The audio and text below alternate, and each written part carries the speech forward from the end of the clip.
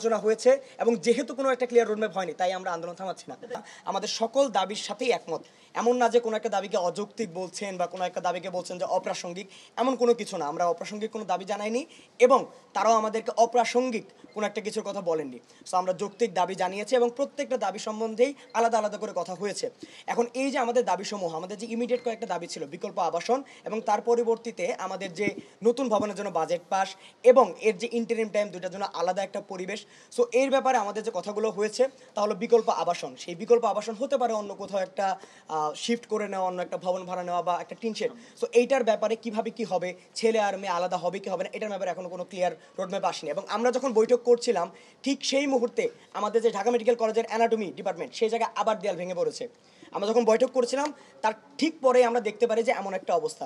So আমরা যে সেই জায়গায় ক্লাসে ফিরবো সেই জায়গায় এখনও সেরকম পরিবেশ তৈরি হয়নি এবং অ্যানাটমি ডিপার্টমেন্ট শিফট করে কোথায় নেওয়া হবে এটার ব্যাপারে এখনও কোনো ক্লিয়ার ইনস্ট্রাকশন আসেনি।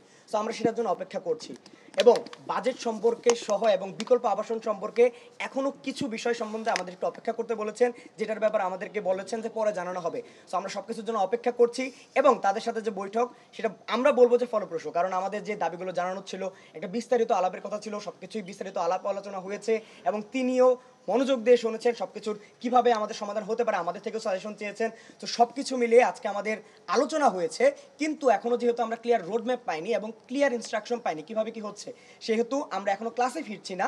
কিন্তু আমাদের যাতে একাডেমিক কার্যক্রম ব্যাহত না হয়, আমরা চাই দ্রুত এটার সমাধান হোক এবং আমরা দ্রুত ক্লাসে ফিরতে চাই এবং আমাদের এই নতুন যে আবাসন এবং বিকল্প আবাসন, হল তো ভ্যাকেন্ট হয়নি, আমাদের হল ভ্যাকেন্ট করার যে নোটিশ দেওয়া হয়েছিল, হ্যাঁ আমাদের ঢাকা মেডিকেল কলেজের একাডেমিক কার্যক্রম আমরা গত 28 মে অনির্দিষ্টকালের জন্য বন্ধ ঘোষণা করি।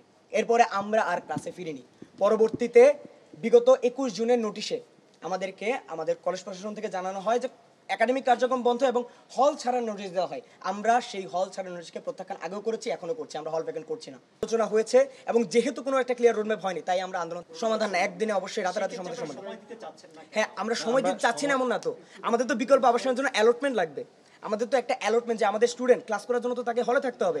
যেমন আমাদের যে K81 পর্যন্ত, আমাদের এখন আমাদের যে মেইন বিল্ডিং থেকে শুরু করে ব্লকগুলোতে K77 থেকে K81 অবস্থান করছে এবং ইন্টার্নরা K76 ইন্টার্ন বিল্ডিংয়ে অবস্থান করছে। এখন আমাদের যে নবাগত ব্যাচ K82 তাদেরকে কিন্তু আবাসন দেওয়ার মতন এনাফ স্পেস ঢাকা মেডিকেল কলেজের এখন পর্যন্ত হয়নি। সো যেহেতু K82 নতুন ব্যাচ, তার আবাসনের জায়গায় হয়নি, তাহলে সে কিভাবে ওখানে থেকে ক্লাস করবে? সো ক্লাস শুরু করার তো এখন অবস্থায় হয়নি। সো আমরা কিভাবে সময় দেব?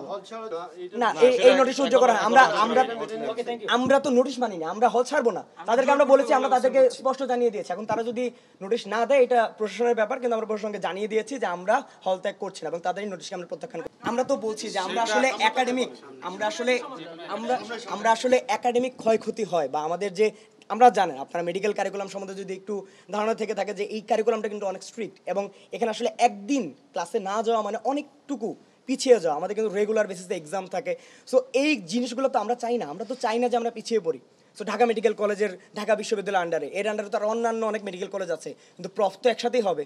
সো এই যে প্রফেশনাল এক্সাম, সেখানে যেন আমরা পিছিয়ে না যাই, এর জন্য তো আমরা দ্রুত দাবিটা আদায় করতে চাচ্ছি এবং একটা ক্লিয়ার রোডম্যাপ চাচ্ছি এবং বিকল্প আবাসন এবং এই রোডম্যাপ সম্বন্ধে, এই নতুন ভবনের সম্বন্ধে ক্লিয়ার রোডম্যাপ আসলে আমরা ইনশাল্লাহ ক্লাসে ফিরে যাবো এবং আমাদের আন্দোলন মানে শেষ হবে। কিন্তু এখন যেহেতু আমরা ক্লিয়ার রোডম্যাপ পাইনি এবং আজকেও একটি দুর্ঘটনা ঘটেছে, সো এমত অবস্থায় আমরা আন্দোলন থামাচ্ছি না এবং ক্লাসে ফিরছি না।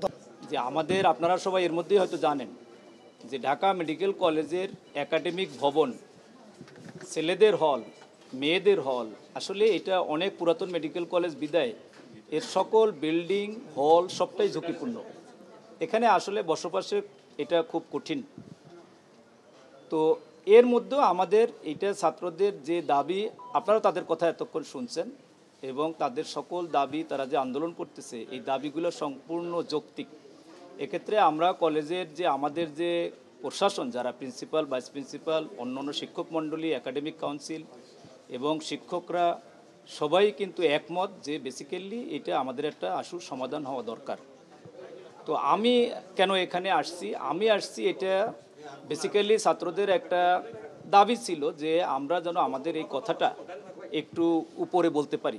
উপরের মহল, দ্যাট মিনস উপদেষ্টা ম্যাডাম এবং তার যে টিম এখানে আছে, যেন ছাত্ররা একটা দাবি করছেন যে আমরা যেন আমাদের কথাটা একটু ওনাদেরকে বলি, মানে আমাদের বিষয়টা আমরা বুঝাইতে পারছি কিনা, যে আমাদের যে কত ঝুঁকির মধ্যে আমরা আছি এই বিষয়টা আমরা একটু বুঝাবো।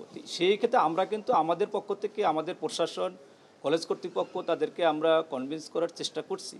তারপরেও আমরা যেহেতু পুরো শেষ করতে পারিনি, আর আমরা এই নীতি নির্ধারণের জায়গাটাতে নাই, আমরাও একটা দাবির জায়গাটাতে আছি। ছাত্রদের এই দাবির সাথে একমত হয়ে আমরা একটু ওদের সাথে সময় দেওয়ার চেষ্টা করছি, যে আমরা ঊর্ধ্বতন মহলে তাদেরকে একটা মিট করায় দেওয়া এবং এই জায়গায় একটা সেতুবন্ধন থাকা, যে আমরা যাতে আমাদের একাডেমিক সামগ্রিক কার্যক্রম সঠিকভাবে হয়। ঢাকা মেডিকেল কলেজ দেশের 1 নম্বর medical college.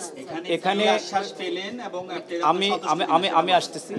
Dhaka medical college দেশের 1 নম্বর মেডিকেল কলেজ। এখানে যদি আমাদের সমস্ত শিক্ষা কার্যক্রম বন্ধ থাকে, এটা আমাদের জন্য কোনো ভালো কিছু বয়ে আনবে না।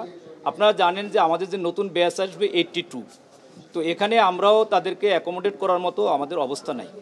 তো আমরা আশ্বাস, আমি এই যে আমাদের যে বিশেষ সহকারী ম্যাডামের স্যারের সাথে যে মিটিং, স্টুডেন্টরা এটা, ম্যাডাম আমাদেরকে, উপদেষ্টা ম্যাডাম বলছেন যে আমি তোমাদেরটা শুনলাম, স্টুডেন্টরাই বেসিক্যালি বিশেষ সহকারী স্যারের সাথে কথা বলছেন। তো আমরাও ছাত্রদের সাথে এই কথাটা বলছি। আমরা মূলত শিক্ষকদের যে পার্ট আমাদেরকে দেখতে পাচ্ছেন, আমি এবং আহাত, ডাক্তার আহাত নিউরোসার্জারি, আমরা আসছি এখানে এদের সেতুবন্ধন হিসাবে, যে আমাদের যে গ্যাপটা আছে এই গ্যাপটা যেন আমাদের পূরণ হয় এবং আমরা যেন আমাদের স্বাভাবিক কার্যক্রমে ফিরতে পারি।